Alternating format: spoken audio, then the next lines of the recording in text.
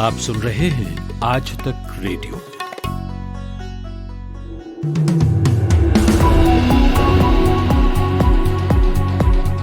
नमस्कार, 4 बज चुके हैं। 5 मिनट बुलेटिन का वक्त हो गया है। मैं हूं प्रतीक वाघमारे। देश में कोरोना संक्रमण की दिन ब दिन विकराल होती स्थिति के बीच लगातार दूसरे दिन नए मामलों और मृतकों की संख्या दोनों में रिकॉर्ड वृद्धि हुई है और पिछले 24 घंटों के दौरान 96,000 से अधिक नए मामले सामने आए हैं और सबसे अधिक 1,209 लोगों की इस संक्रमण से मौत हुई है। नए मामलों के साथ संक्रमितों का आंकड़ा 45,62,000 हो गया है। मरने वालों की संख्या 76,000 के पार हो गई है। इस दौरान 70,000 मरीज स्वस्थ भी हुए हैं। विश्व में कोरोना वायरस महामारी से 2 करोड़ 80 लाख से अधिक लोग संक्रमित हो गए हैं और 9 लाख से अधिक लोगों की मौत हो चुकी है। अमेरिका में कोरोना से संक्रमित होने वालों की संख्या लगभग 64 लाख हो चुकी है और अब तक 1,91,000 से ज्यादा लोग अपनी जान गंवा चुके हैं।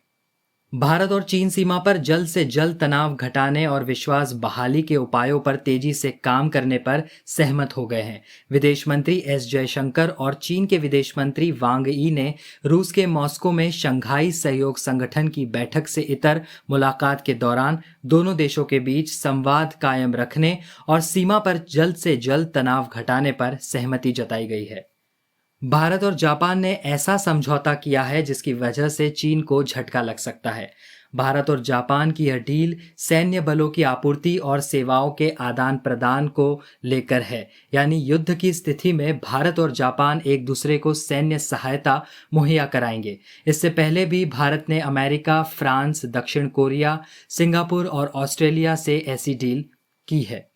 बॉलीवुड एक्ट्रेस कंगना रनौत और महाराष्ट्र के मुख्यमंत्री उद्धव ठाकरे के बीच चल रही जंग से राष्ट्रवादी कांग्रेस पार्टी एनसीपी ने खुद को अलग कर लिया है। एनसीपी चीफ शरद पवार ने कहा है कि यह कंगना और राज्य सरकार के बीच का मसला नहीं है। इस मामले में राज्य सरकार का कोई रोल नहीं था।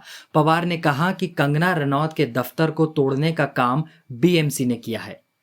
सुशांत सिंह राजपूत मामले में ड्रग्स कनेक्शन के आरोपों को लेकर गिरफ्तार अभिनेत्री रिया चक्रवर्ती की जमानत को खारिज कर दिया गया है। फिलहाल उन्हें जेल में ही रहना होगा। बता दें कि इस मामले में रिया को ड्रग्स खरीद के आरोपों में नारकोटिक्स कंट्रोल ब्यूरो ने मंगलवार को गिरफ्तार किया था। रिया चक्रवर्ती और कई ड्रग्स पेडलर की पूछताछ में एनसीबी को बॉलीवुड से जुड़े 25 ऐसे लोगों के नाम मिले हैं जो ड्रग्स की लेन देन या सेवन में लिप्त हैं। इन पर अब शिकंजा कसा जाएगा।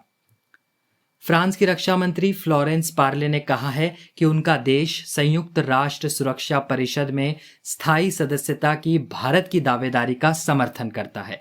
पार्ले ने फ्रांस से खरीदे गए 36 रफाल लड़ाकू विमानों में से पहली खेप के 5 विमानों को वायुसेना में विधिवत तौर पर शामिल किए जाने के लिए आयोजित समारोह में हिस्सा लेने के दौरान ये बात कही थी।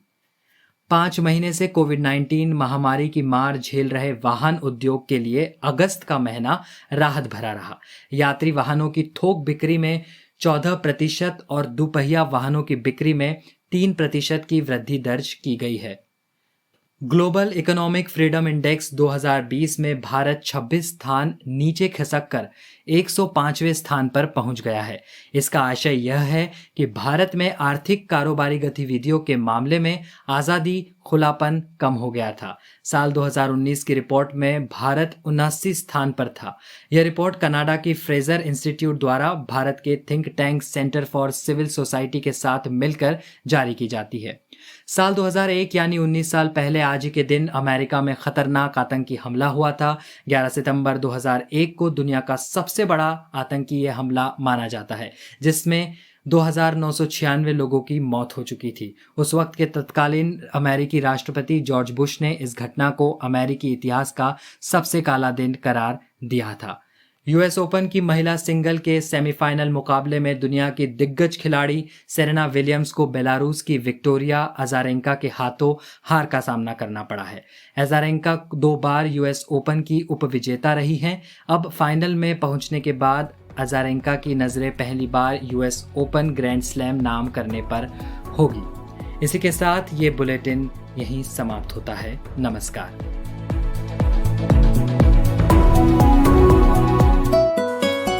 आज तक रेडियो सुनता है सारा जहां।